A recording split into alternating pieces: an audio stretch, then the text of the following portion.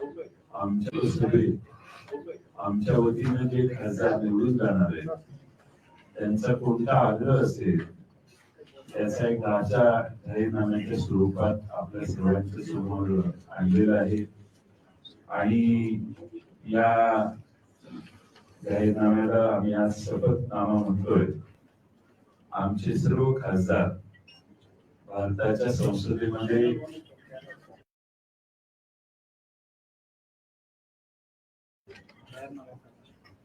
या सर्व मुद्द्यांचा आग्रह धरतील आणि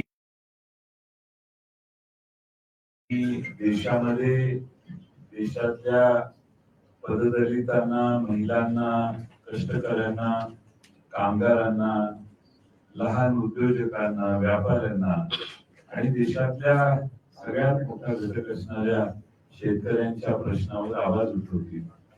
आणि हे उठवत असताना आमची भूमिका आमच्या राष्ट्रवादी काँग्रेस शरदचंद्र पवार पक्षाची काय असेल हे आज आम्ही शपथनाम्याच्या रूपाने आपल्या सर्वांच्या समोर सादर करतोय. या कार्यक्रमाला आदरणीय पवार साहेबांनी तुळजापूरला सभा काल होती तरी आज एवढ्यासाठी आपल्या सर्वांच्या समोर पवार साहेब या ठिकाणी तुळजापूरून आले. पुन्हा ते राहुरीला त्यांच्या पुढच्या दौऱ्याला जाणार आहेत. मी त्यांचं स्वागत करतो. खासदार वंदनाताई चव्हाणांनी बरेच कष्ट शपथनामा करताना घेतलेले आहेत. आमच्या राष्ट्रवादी काँग्रेस पक्षाचे युवक अध्यक्ष मेहबूब शेख, महिला अध्यक्षा वंदना, आमच्या रोहिणीताई खडसे, आमचे विद्यार्थी अध्यक्ष सुनील गव्हाणे, आमचे राष्ट्रवादी काँग्रेसचे सरचिटणीस आमचे बसवराज पाटील साहेब, डॉक्टर सेलचे, विजयंती सेलचे, महिलांचे सगळे उपस्थित असणारे प्रतिनिधी, आमचे गोगळे साहेब पण इथे आलेले आहेत. सर्वांनी बरेच कष्ट करून आमच्या अल्पसंख्याक सर्वांनीच बरेच कष्ट करून हा जाहीरनामा बऱ्याच विचारांती शपथनामा विचारांती सादर केलेला आहे. मी या बाबतीत त्यांचे मनोगत आणि पुढील कारवाई भूमिका मांडण्याची सूचना आणि थोडक्यात या शपथनाम्याच्या बाबतीत सुतोवाच करण्याची सूचना मी वंदनाताई चव्हाण यांना करतो. एका गोष्टीचा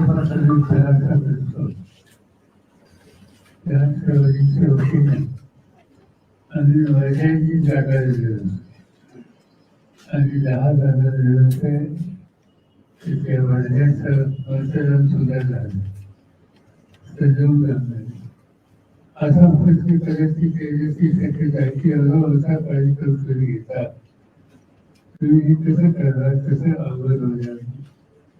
तर आमची त्याची भूमिका अशी आहे की ही जी विविध प्रश्नांच्या सौंदर्याने मांडणी केली त्याबद्दलचा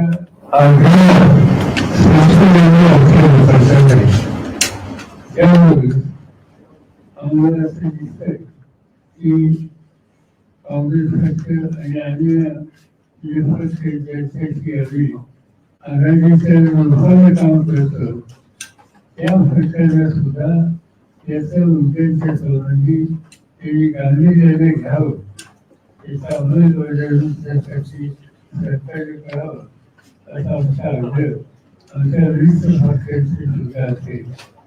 त्यामुळे त्यातून एक चर्चेला आणि निर्णय घेण्याच्या प्रक्रियेला एक सुरुवात व्हावी त्या दृष्टीने हा व्यापक अशा प्रकारचा परिचयनामा केलेला आहे. धन्यवाद साहेब. पहिल्या प्रथम मी आदरणीय पवार साहेब आणि जयंत पाटील साहेब यांचं मनापासून आभार मानते की आपण आम्हाला हा जाहीरनामा करण्याची संधी दिली त्याबद्दल मी वैयक्तिक आणि माझ्या वतीने सर्व सभासदांच्या वतीने मी साहेबांचे आणि जयंत पाटील साहेबांचे मनापासून आभार मानते. आपल्याला सगळ्यांनाच माहिती आहे की आदरणीय साहेब हे अत्यंत एक विजनरी दूरदृष्टीचे नेते आणि त्यांच्याकडनं आम्हाला सातत्याने जे इनपुट्स मिळतात, सातत्याने आम्हाला मार्गदर्शन मिळतं, कुठल्या क्षेत्रात आपण कुठली भूमिका घेतली पाहिजे या पद्धतीचं त्यांचं जे आम्हाला सांगणं असतं. त्याच पद्धतीने आदरणीय जयंत पाटील साहेबांसारखे अतिशय अनुभवी नेते ज्यांच्याकडनं सुद्धा आम्हाला अनेक इनपुट्स मिळालेले आहेत. या दृष्टीने सगळे सभासद मिळून आम्ही हा मॅनिफेस्टो तयार केलेला आहे. मला आवर्जून या मॅनिफेस्टो कमिटीच्या सगळ्या मेंबर्सची नावं घ्यायची, तर ह्याच्यावरनं आपल्याला लक्षात येईल की अनुभवी मंडळी, त्याचप्रमाणे प्रत्येक वेगवेगळ्या क्षेत्रात काम करणारी मंडळी ह्या मॅनिफेस्टो कमिटीमध्ये आहेत.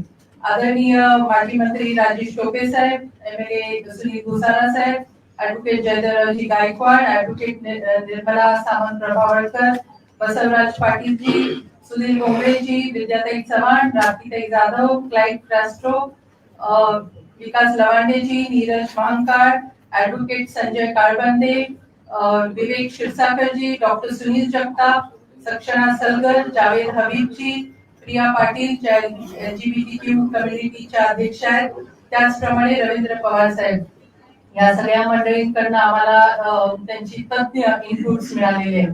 एवढंच नव्हे, पण प्रत्येक आघाडीच्या प्रमुखांनी सुद्धा आपापल्या सेलमध्ये त्या मंडळींची मीटिंग घेऊन आपण काय मांडणी केली पाहिजे ह्या पद्धतीने आम्ही इनपुट्स घेऊन हा जाहीरनामा तयार केलेला आहे. एवढंच नव्हे, पण लोकांमधनं सुद्धा काही जे प्रॉमिनंट सिटिझन्स आहेत, वेगवेगळ्या क्षेत्रातले एक्सपर्ट्स आहेत, त्यांच्याकडनं पण काही इनपुट्स घेऊन आम्ही ह्या शपथनाम्यामध्ये इन्क्लूड केलेले. आता आदरणीय साहेबांनी सांगितलं हे बरोबर आहे की 10 खासदार असले 100% आपण विषय धरूया, 10 खासदार असले तरी हे तुम्ही कसं करणार असा प्रश्न येऊ शकतो. पण जे काय ह्या दस्तावेजात तुम्ही मांडलेलं आहे, मला खात्री आहे की 5 वर्ष पण खासदार जे आमचे निवडून जातील त्यांना हे विषय मांडायला कमी पडतील, पण आपले खासदार कुठंच कमी पडत नाही. त्यामुळे सगळ्या विषयांवर त्या ठिकाणी मांडणी होईल आणि सरकारला सुद्धा आग्रही भूमिका मांडली जाईल. अनेक गोष्टी आहेत त्यामध्ये लिहिलेल्या, ज्याच्यामध्ये ऑलरेडी राईट टू डिस्कनेक्ट सारखा एखादा प्रायव्हेट मेंबर्स बिल जे सुप्रियाताई सुळेंनी मांडलेलं होतं, जे अतिशय नाविन्यपूर्ण होतं, त्याचा सुद्धा अंतर्भाव आम्ही ह्यामध्ये केलेला आहे. असे विविध विषय जे आहेत ते या ठिकाणी आदरणीय जयंत पाटील साहेब आपल्याला डिटेल्स मध्ये सांगतील. मला फक्त सुरुवात करायच्या आधी कुठल्या कुठल्या घटकांसाठी आम्ही ह्याच्यामध्ये तरतुदी केल्या. मॅनिफेस्टो असला की अनेक सूचना येतात आमच्याच कमिटीकडनं, साहेब इतक्या सूचना आलेल्या होत्या की सगळ्याचा अंतर्भाव ह्याच्यामध्ये होऊ शकला नाही.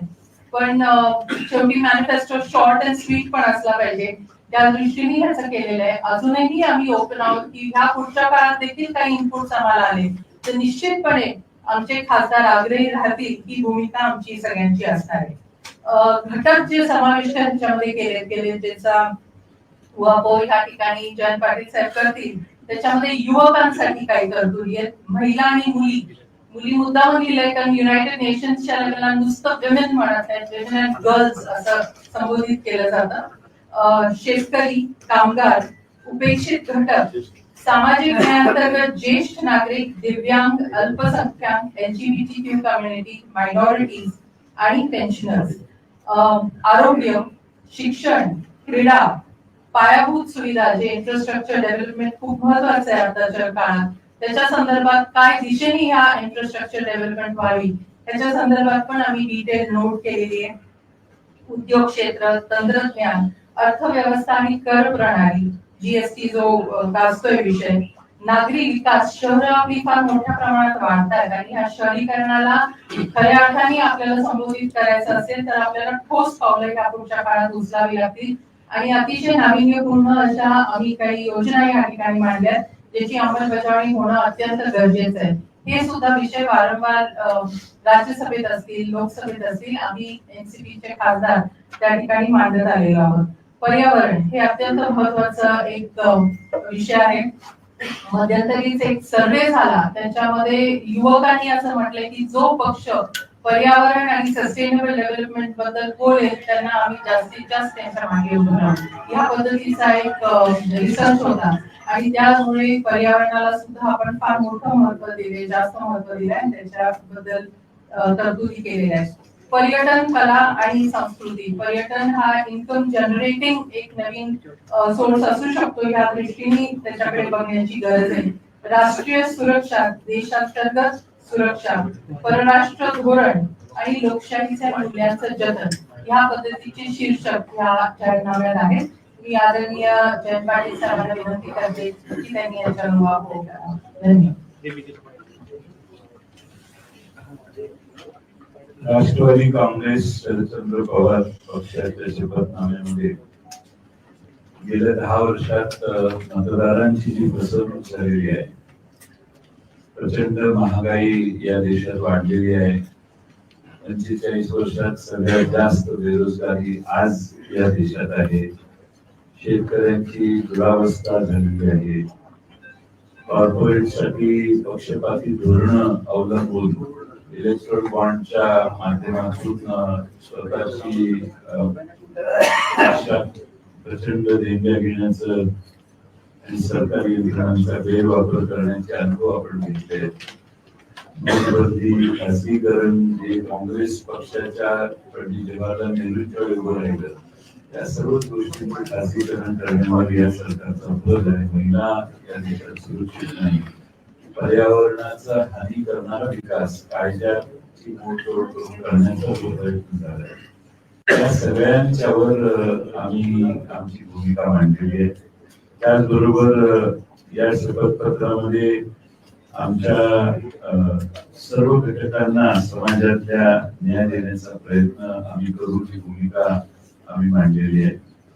सगळ्यात महत्वाचं म्हणजे स्वयंपाकाच्या गॅसच्या किमती या कमी करू आणि त्या 500 रुपयाच्या दरम्यान त्या निश्चित करू, आणि त्यासाठी आवश्यकता वाढली तर केंद्र सरकार त्याला सबसिडाईज करेल, जसं पूर्वी युपीएच्या राजवटीत होत होतं. त्याच पद्धतीने या देशात आमच्या भगिनींचा वापराचा सगळ्यात मोठा गॅसचा वापर, त्याला त्या गॅसच्या किमती निश्चित करू. पेट्रोल आणि डिझेलवर जो कर असतो त्या करांची पुनर्रचना करू, जेणेकरून देशातली महागाई वाढण्यासाठी सगळ्यात मोठे कारण पेट्रोल आणि डिझेलचे दर आहेत, त्याला आम्ही मर्यादित करण्याचं काम करू. त्याचबरोबर देशात जे शासकीय नोकऱ्या असतील, आता केंद्र सरकारमध्ये जवळपास 30 लाख शासकीय नोकऱ्या आहेत, त्या रिक्त जागा, शासकीय नोकऱ्या म्हणण्यापेक्षा रिक्त जागा, सत्तेत जर आम्ही सहभागी झालो तर सत्तेत गेल्यानंतर त्याचा आग्रह करू भरती करण्याचा, किंवा मग या रिक्त जागा भरून देशातल्या जनतेला चांगली सेवा सरकारच्या माध्यमातून देण्यासाठी आग्रही राहू. परत महिलांचं आरक्षण शासकीय नोकरीत 50% ठेवण्याचा आग्रह करू आम्ही. त्याचबरोबर या देशात जीएसटी जो कर देशातल्या लोकांना आता लुबाडण्याचंच काम करतोय, त्याला ह्युमन फेस देण्याचं आवश्यकता आहे. आणि अर्थतज्ञ विजय केळकर यांनी एक काही सांगितलेलं होतं की एकच टॅक्स असला पाहिजे, आणि त्यामुळं एकच टॅक्स करताना या देशात सर्व राज्यात इतकी विभिन्नता आहे की प्रत्येक राज्याला वेगवेगळ्या वस्तू तिथल्या सामान्य जनतेसाठी महत्वाच्या असतात, आणि तो राज्याने कर ठरवण्याचा अधिकार हा जीएसटीचं कायदा करतानाच गमावण्यात आला. त्याविषयी विधानसभेत देखील आम्ही आमची बाजू मांडलेली की राज्यांचे अधिकार जाऊ नये, पण कायदा असा झालेला आहे की देशातल्या कोणत्याही राज्याला काही अधिकार नाही. पुन्हा ते अधिकार व्हॅल्यू ऍडेड टॅक्सच्या वेळी जशी पॉवर कमिटी होती फायनान्स मिनिस्टरची, तसं एक काउन्सिल केलं जाईल आणि त्या काउन्सिलला पूर्णपणाने हा अधिकार दिला जाईल. केंद्र सरकारचा त्यातला हस्तक्षेप हा मर्यादित राहील किंवा मिनिमम राहील. त्याचबरोबर आपल्या देशामध्ये अप्रेंटिसचा कायदा मंजूर करत असताना, आम्ही त्या दुरुस्त्या करत असताना डिग्री आणि डिप्लोमा पास आउट झाला मुलगा की त्याला 1 वर्षासाठी स्टायपंड देण्याची भूमिका आम्ही ठेवलेली आहे. 8,500 रुपये त्याला स्टायपंड दर महिना पहिल्या वर्षासाठी मिळेल. जोपर्यंत त्याला नोकरी मिळत नाही तोपर्यंत पहिल्या वर्षी त्याला हा आधार देण्याचं काम आम्ही करू. देशातल्या स्पर्धा परीक्षांसाठी जे शुल्क आकारलं जातं आणि फार मोठ्या प्रमाणात युवकांच्याकडून शुल्क गोळा करण्याचा तो एक केंद्रीय आणि राज्याच्या सरकारांचा उत्पन्नाचं साधन झालेलं आहे. एवढं मोठं स्पर्धा परीक्षेसाठी शुल्क आकारलं जातं, आमचं सरकार आलं तर ते शुल्क देशाचं माफ केलं जाईल. त्याचबरोबर आमच्या महिला आणि मुलींच्यासाठी स्त्री शिक्षणातले जे काही अडथळे आहेत ते दूर करण्याचं काम आम्ही करू. त्याचबरोबर समाज, शाळा आणि ऑनलाईन प्लॅटफॉर्मवर महिलांच्या सुरक्षिततेची व्यवस्था करण्यासाठी कडक कायदे आणले जातील आणि शाळा आणि महाविद्यालयात सेफ्टी ऑडिट मुलींच्यासाठी राबवलं जाईल. त्याचबरोबर महिलांना संसद आणि राज्य विधिमंडळामध्ये महिलांना तातडीचं आरक्षण देण्याचा आग्रह पवारसाहेब नेहमीच करतात. त्याची अंमलबजावणी या 5 वर्षात करायचा आम्ही प्रयत्न करू. त्याचबरोबर या ठिकाणी आम्ही महिलांच्यासाठी बऱ्याच चांगल्या सूचना केल्यात. आम्ही ज्यावेळी पत्रक आपल्याला देऊ त्यात तुमच्या लक्षात येईल. दुसरा महत्वाचा भाग म्हणजे शेतकऱ्यांचा किमान आधारभूत दर, विक्री, आयात निर्यात धोरण, कर्जमाफी यावर काम करण्यासाठी एक स्वतंत्र शेतकऱ्यांच्यासाठी आयोग निर्माण करण्यात येईल, ज्याच्यामध्ये राज्य सरकारचा, केंद्र सरकारचा पॉलिटिकल इंटरफेरन्स राहणार नाही. तर देशातल्या शेतकऱ्यांची परिस्थिती, त्यांच्यावर आलेलं संकट, त्यांना देण्याची सुरक्षितता आणि संरक्षण यासाठी हे आयोग वेळोवेळी निर्णय घेईल. आणि यात आम्ही नवीन या शेतीच्या पद्धती, तंत्रज्ञान विकसित झालेले आहे, हायड्रोपोनिक्स आणि ॲक्वापोनिक्स आणि सेंद्रिय शेती, त्याला जास्त बळकटी देण्याचं काम करू. या देशात असे बरेच आहेत. शासकीय क्षेत्रात कंत्राटी कामगारांना पायबंद घालण्याचं काम करू. आज राज्य सरकारचं धोरण नव्या नोकऱ्या न भरता कंत्राटी कामगारांच्या माध्यमातून त्या जागा भरण्याचं काम चालतं. त्याला आम्ही पायबंद घालू. कोणत्याही परिस्थितीत सत्तेत आल्यावर पूर्णपणाने ती कंत्राटी कॉन्ट्रॅक्ट लेबर सरकारी नोकरी द्यायचं बंद करू. सगळ्यात महत्वाचं म्हणजे दुर्बल घटकांसाठी जात न्याय जनगणना ही सत्तेत आल्यानंतर सरकारकडून हा आग्रहानं जात न्याय जनगणना करण्यासाठी आग्रह करू. आणि त्याचबरोबर आरक्षणातली जी अट आहे 50% त्याच्यावर आरक्षण जाऊ शकत नाही, तर ती अट जात न्याय जनगणना झाल्यानंतर या देशामध्ये आपल्या लक्षात वेगवेगळ्या जातींना किती टक्के आरक्षण असलं पाहिजे त्यांच्या लोकसंख्येप्रमाणे, त्याचा निर्णय घेत असताना 50%ची अट दूर करण्याचा देखील कायद्यात आम्ही इंदिरा साहनीच्या कायद्यामध्ये त्यांनी दिलेल्या निर्णयातून त्या निर्णयातून जे आपल्याला मर्यादा आलेली आहे ती दूर करण्यासाठी विशेष कायदा करू. वनाधिकारांची देशातल्या आदिवासी भागातली लोक राहतात, त्या आदिवासी वनात राहणारी जी लोक आहेत त्यांच्या वनाधिकाराची काटेकोरपणाने अंमलबजावणी करू. महिला सफाईसाठी अजूनही अनेक ठिकाणी आपल्याला असा अनुभव येतो की मॅन्युअल काम होतं, त्याला कायद्यानं त्यात हस्तक्षेप करून मानवी हस्तक्षेप तंत्रज्ञानाचा वापर करून संपवण्याचं काम आम्ही करू. खाजगी शैक्षणिक संस्थांमध्ये विद्यार्थ्यांच्यासाठी SC, ST, OBC साठी देखील आरक्षण ठेवण्याचं काम आम्ही करू.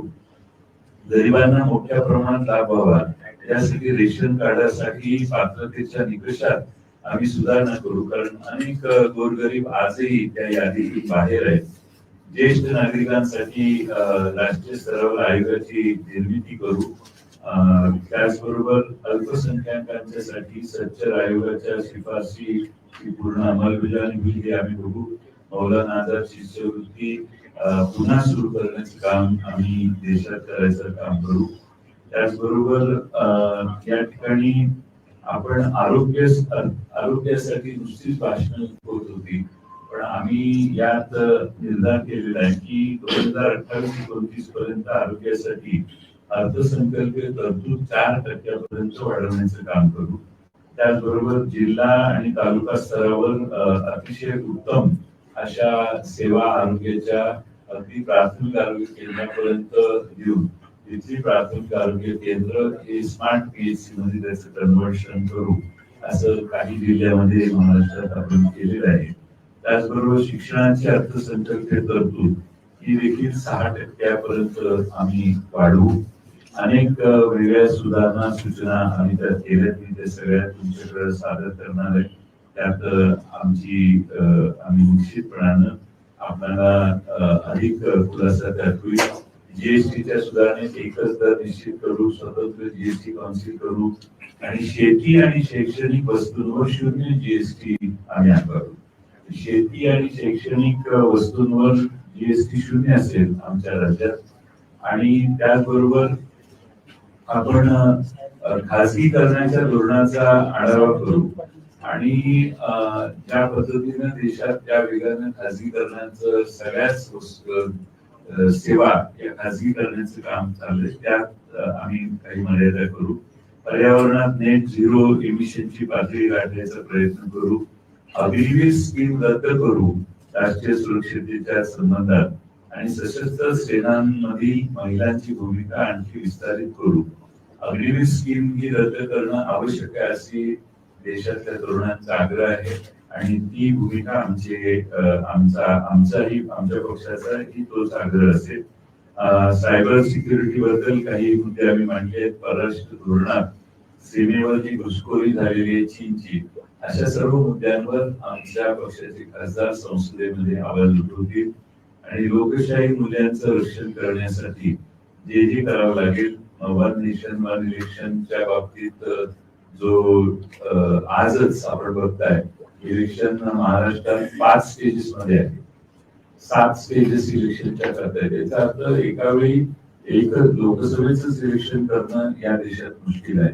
त्या एकाच दिवशी आपण लोकसभा, विधानसभा आणि जिल्हा परिषद आणि पंचायत समिती, ग्रामपंचायत असं स्वप्न बघणं हे फार लांब आहे. त्यामुळे आज ती यंत्रणा आपल्याला शक्य नाही. आज ईव्हीएम वर देखील लोकांचा भरोसा उठलेला आहे. त्यामुळे आधी या बेसिक लोकांच्या निवडणुकीवरचा विश्वास वाढवण्यासाठी ज्या गोष्टी आहेत त्या इस्टॅब्लिश केल्यानंतरच वन नेशन वन इलेक्शन अशा गोष्टींची चर्चा करणं योग्य आहे. सर्वात महत्वाचं म्हणजे न्याय यंत्रणा बरेच पेंडन्सी तालुका, जिल्हा, हायकोर्टच्या लेवलवर आहे आणि त्यामुळे न्याय यंत्रणा वेगवान न्यायदान यंत्रणा असेल, त्यासाठी ते स्ट्रेंथन करण्यासाठी जे बजेट देणं आवश्यक असेल ते हायकोर्टाच्या सांगण्यानुसार आम्ही करू आणि हायकोर्टाशी जे सल्लामसलत करून सरकार आणि त्यांच्यामध्ये जे निष्कर्ष होतील ते करू.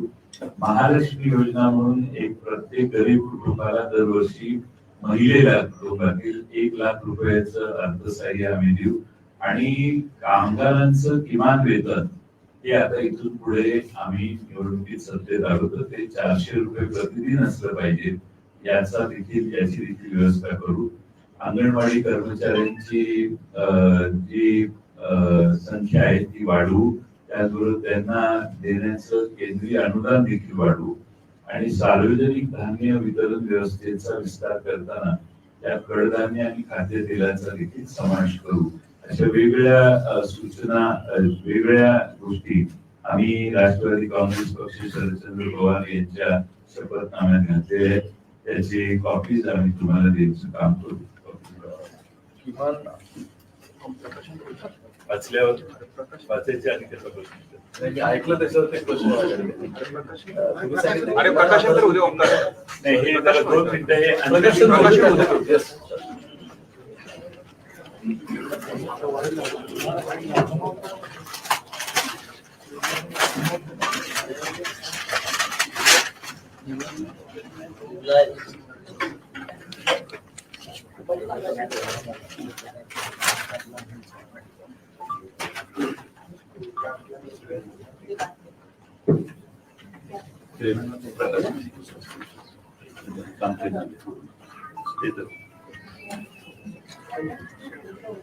पुढे बघायचं.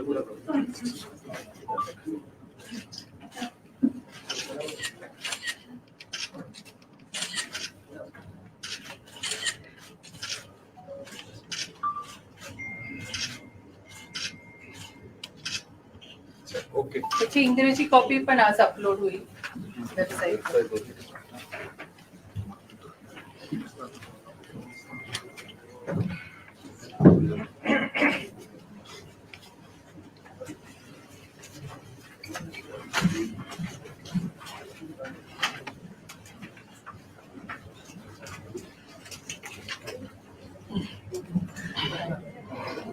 हा.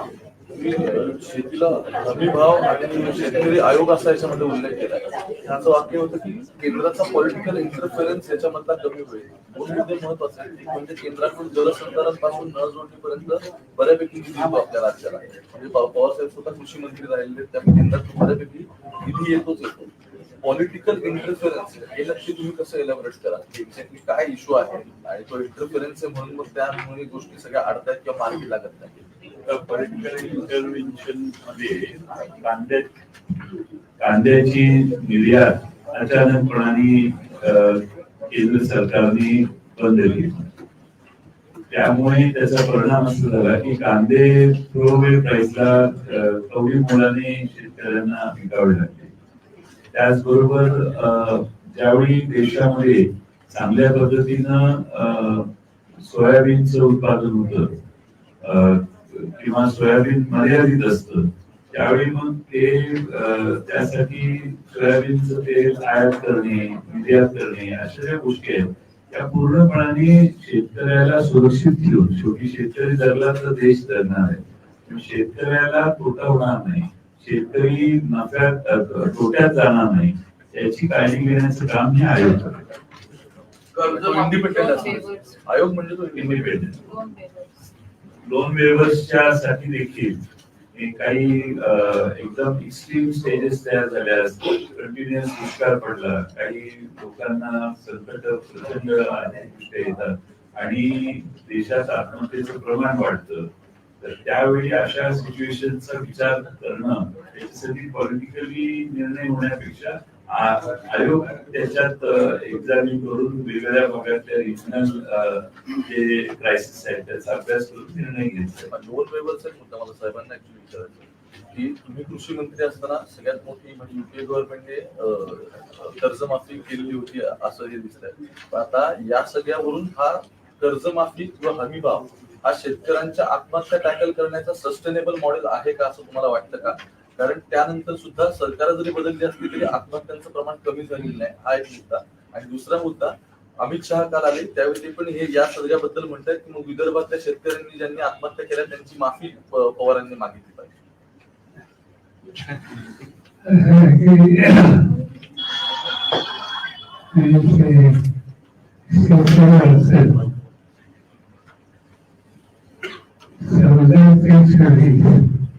या 10 वर्षामध्ये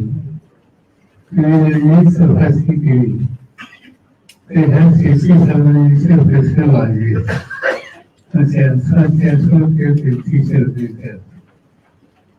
आणि हा सलग 10 वर्षाचा कालखंड अमित शहा म्हणतात त्याचा प्रचार केला.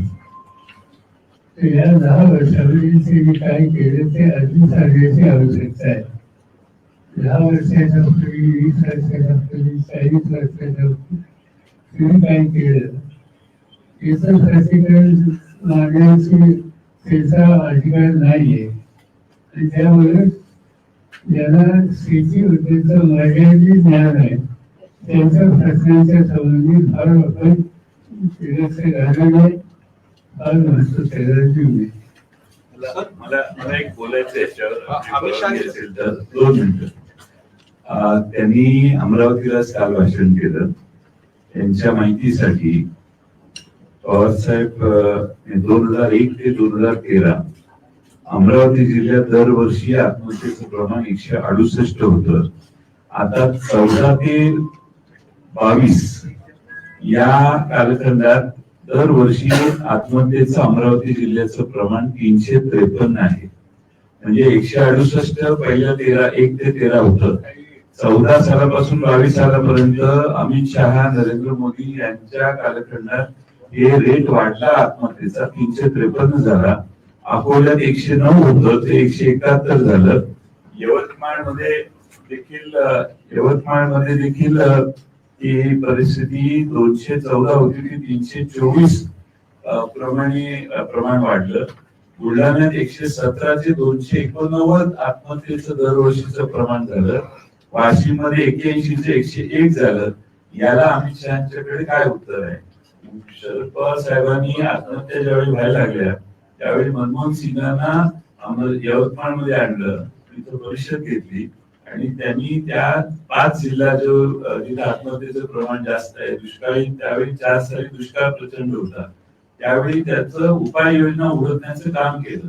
आता 10 वर्षात एवढ्या आत्महत्या झाल्या तरी केंद्र सरकारने विदर्भातल्या जनतेला काही दिलं नाही. उलट त्यांच्या हातात 10 वर्ष सत्ता आहे, पण अमरावती रिजन मधला इरिगेशनचा बॅकलॉग त्यांना दूर करता आला नाही. आमचं 2.5 वर्षाचं सरकार होतं त्यावेळी मॅक्सिमम पैसे अमरावती रिजनला राज्यपालांच्या सूचनेनुसार देण्याचं काम आमच्या सरकारने केलं. सर, यावर्षी दुष्काळाचं सावट आहे, दुष्काळी वर्ष दिसत आहे. या जाहीरनाम्यात आपण आपलं सरकार आलं काही कर्जमाफीची घोषणा किंवा योजना केली? आमचं ज्यावेळी 2019ला सरकार आलं त्यावेळी आम्ही महाराष्ट्रात कर्जमाफी केली. हे आम्ही संसदेमध्ये ज्यावेळी हे मांडतोय त्यावेळी जो शेतकऱ्यांच्यासाठी आयोग करतोय त्या आयोगाकडून अशा कर्जमाफीचे डिसिजन्स हे सूचना किंवा त्याचे निर्णय हे आयोगाने करावेत अशी त्याची भूमिका आहे.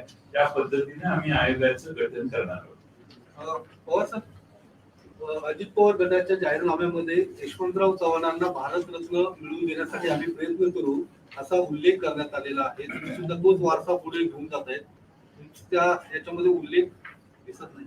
साहेब, भारतरत्न देण्यासाठी मागणी करता येईल, तो जाहीरनाम्याचा विषय होऊ शकत नाही. आणि भारतरत्न त्यांना दिला पाहिजे ही सगळ्या महाराष्ट्राची भावना आहे. आनंद आहे आमचा. उलट अशा गोष्टी चांगल्या गोष्टी देशात झाल्या आहेत, पण प्रॉब्लेम असा आहे की त्यांचं दिल्लीत ऐकत नाही, हा तिकडचा प्रॉब्लेम. इन्फ्रास्ट्रक्चर वाईज तुमच्या याच्यामध्ये 2-3 गोष्टी असतात. तुम्ही म्हटलं की सार्वजनिक खासगी भागीदारीसह जागतिक गुणवत्तेच्या गोष्टी होती. इन्फ्रास्ट्रक्चर या सरकारचा जर विकास मॉडेल उभं करतात किंवा लोकांना जे अपिलिंग काही प्रमाणात वाटू शकतं तर ते इन्फ्रास्ट्रक्चर सगळ्यात महत्वाचं की आम्ही खूप मोठे प्रोजेक्ट केले, रेल्वे असतील किंवा ब्रिजेस केले किंवा वेगवेगळ्या कनेक्टिव्हिटी केल्या. याला काउंटर करण्यासाठीचं जे विजन इथे एक्सपेक्टेड आहे की तुमच्याकडे कोणते आणखी प्रलंबित प्रोजेक्ट आहेत का, की येणाऱ्या काळामध्ये तुम्ही कोणते कनेक्टिव्हिटी प्रोजेक्ट करणार का, तर त्याचा इथे पूर्णतः अजून उल्लेख दिसत नाही. पहिलं म्हणजे आमचा जाहीरनामा कोणाला काउंटर करण्यासाठी नाही. आमचा जाहीरनामा हे आमचं पवार साहेबांच्या पक्षाचं धोरण आहे. इन्फ्रास्ट्रक्चर मध्ये आम्ही वर्ल्ड क्लास इन्फ्रास्ट्रक्चर आणू, पब्लिक ट्रान्सपोर्टेशन इम्प्रूव्ह करू, कार्बन फुटप्रिंट तुम्ही जे वाचा ते आहे इन्फ्रास्ट्रक्चरचं चॅप्टर. अर्बन इन्फ्रास्ट्रक्चर एनहान्समेंट मध्ये water supply, sewage, waste management आणि पब्लिक प्लेसेस मध्ये सुधारणा करू, रिन्युएबल एनर्जीला प्राधान्य देऊ, डिजिटल इन्फ्रास्ट्रक्चर डिजिटल गॅप जी आहे ती ब्रिज करण्यासाठी वापरू. अशा बऱ्याच गोष्टी सुचवलेल्या आहेत आपण, ज्या खरं म्हणजे नागरिकांच्या गरजेच्या आहेत. आणि जेवढ्या प्रमाणात देशावर कर्ज आहे तेवढ्या प्रमाणात इन्फ्रास्ट्रक्चर देशात वाढलं नाही, म्हणून आता इन्फ्लेशन वाढतंय, क्रायसिस वाढतंय, रुपयाची व्हॅल्यू कमी व्हायला लागलेली आहे. हे सगळे त्याचे फॉलोआउट आहेत. तुम्ही आता मला म्हटलं की कंत्राटी भरती तुम्ही रद्द करणार आहात. म्हणजे गेल्या बऱ्याच दिवसापासूनचा हा मुद्दा होता की सरकार वेगवेगळ्या हॉस्पिटॅलिटी पासून वेगवेगळ्या असेल तिथे कंत्राटी भरती करते आणि काही स्पेसिफिक लोकांना फेवर करते. मुद्दा हा आहे की गेल्या 10 वर्षात राज्यावरचं कर्ज प्रचंड वाढलंय, त्यामुळे कंत्राटी ओके देशावरचं सुद्धा कर्ज बऱ्यापैकी वाढलेलं, त्याचे पण आकडेवारी आता पुढे निघते की युपीए पेक्षा आता किती एक्सपेंडिचर गव्हर्नमेंटचं वाढलंय आणि लोन पण वाढलंय. अशा वेळी कंत्राटी भरती हा सत्ताधाऱ्यांना एक सोपा मार्ग वाटतो की जेणेकरून इझिली गोष्टी अवेलेबल होतात. एखाद्या व्यक्तीला पूर्ण वेळ सरकारी कर्मचारी करायचं म्हटलं तर त्याला पूर्ण आयुष्यभर पोसावं लागतं.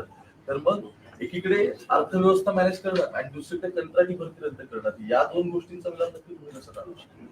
तुमचा प्रश्न फार चांगला आहे. तर या देशात सध्याच्या सरकारने 205 लाख कोटी पर्यंतचं कर्ज, 210 लाख कोटी पर्यंत कर्ज केलेलं आहे.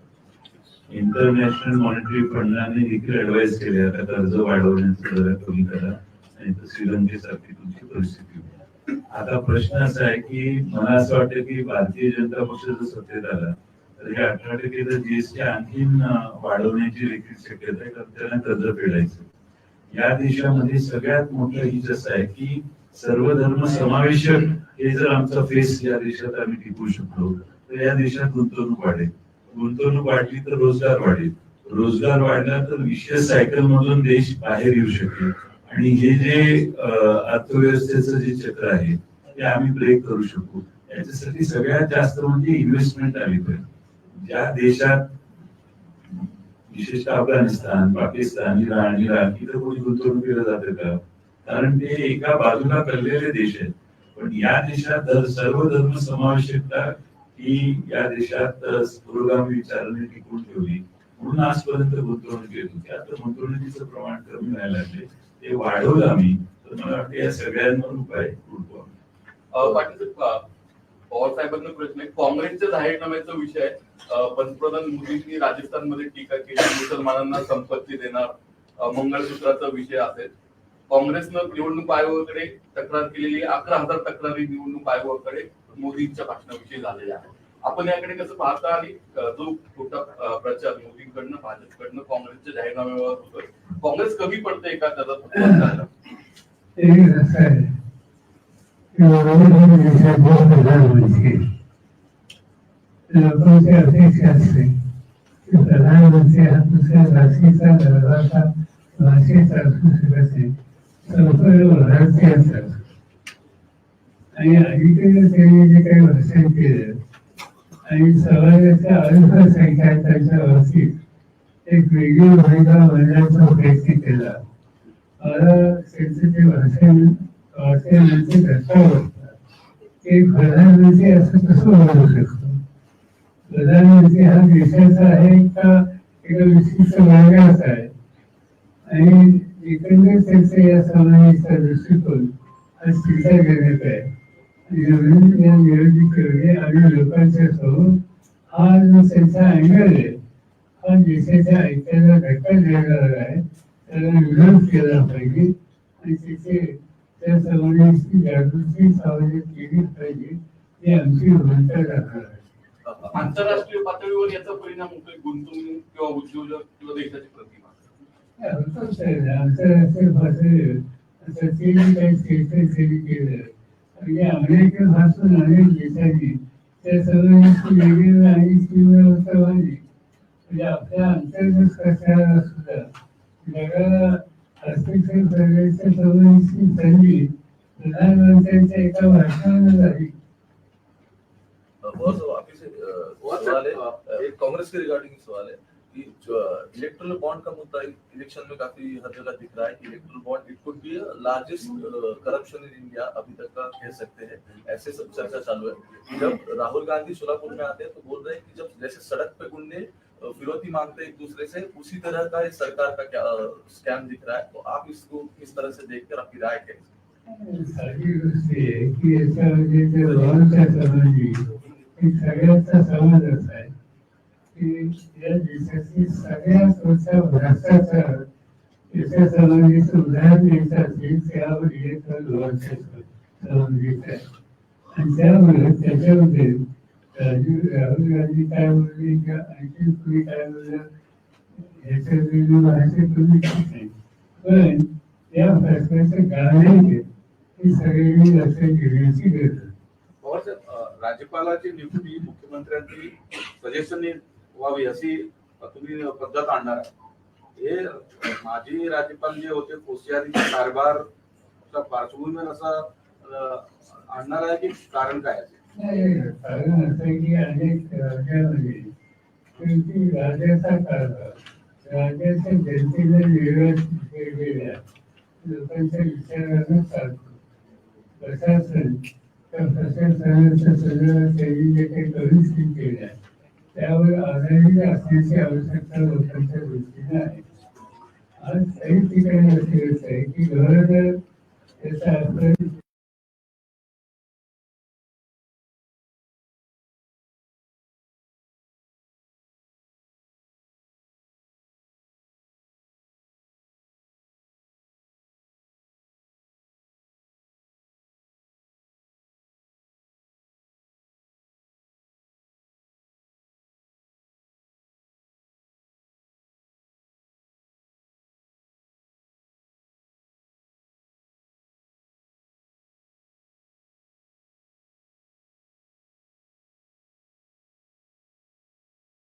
कोणी गव्हर्नर होते त्या गव्हर्नरचा अर्थच वेगळा असेल.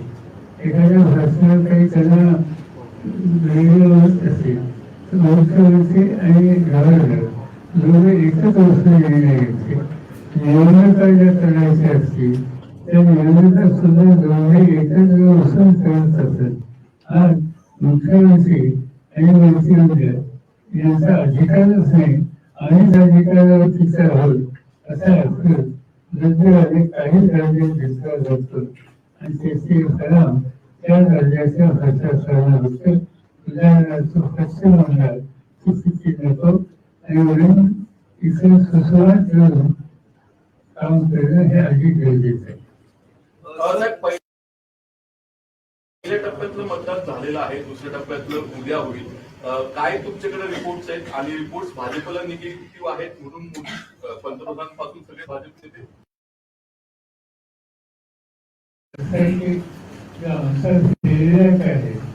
की हा जो पहिला सफा झाला त्याच्यामध्ये लोकांसमोर हे भाजप सरकारचे विरोधी व्यक्त होते आणि त्याच्यासाठी आज भाजप आणि त्याचं नेतृत्व अस्वस्थ आहे हे दिसते आणि ज्यावेळेला अस्वस्थतेची त्यांना खात्री वाटत नाही त्यावेळेला धर्माचं जातीचं भाषेचे विषय काढून आणि व्यक्तिगत घेऊन त्याचा प्रयत्न करायचा हा प्रयत्न भाजपचा नेत्यांनी कधीकधी होत होता आणि मोदी साहेब या सगळ्या गोष्टी तज्ञ आहेत आणि त्यामुळे अशा गोष्टी अखेर हा त्यांचा जो आहे याचा स्पष्ट अर्थ आहे की पहिल्या सभेच्या मतांचं जे काही झालं त्याच्या उद्देशी त्यांना खात्री आहे. राष्ट्रवादीच्या जाहीरनाम्यात शेवटच्या पानावर काँग्रेसच्या जाहीरनाम्यांमधल्या भूमिकांचा उल्लेख केलेला आहे, त्याचं नेमकं कारण काय?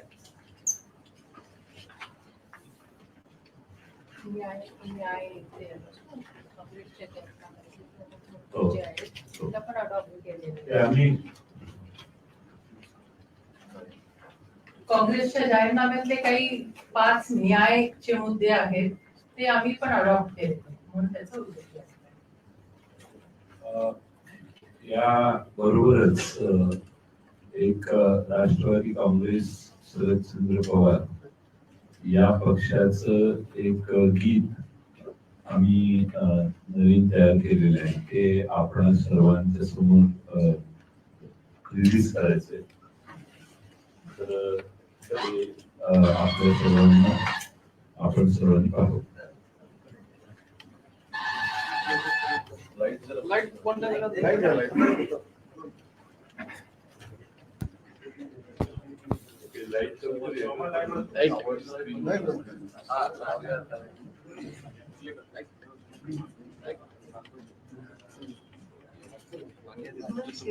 हा बंद करा.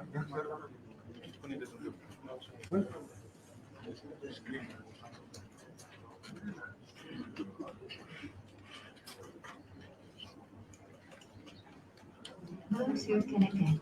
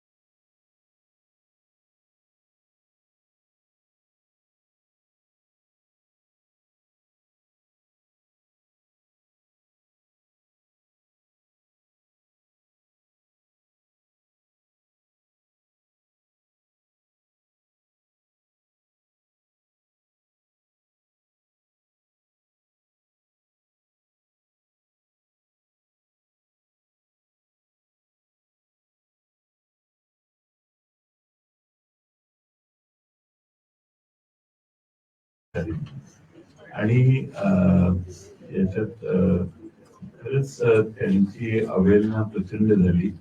नाशिकमध्ये ते उभे राहणार असं जाहीर करण्यात आलं किंवा दिल्लीनं सूचना केल्यामुळे, आणि मग ऐनवेळी त्यांना त्यातनं माघार घ्यावी लागली.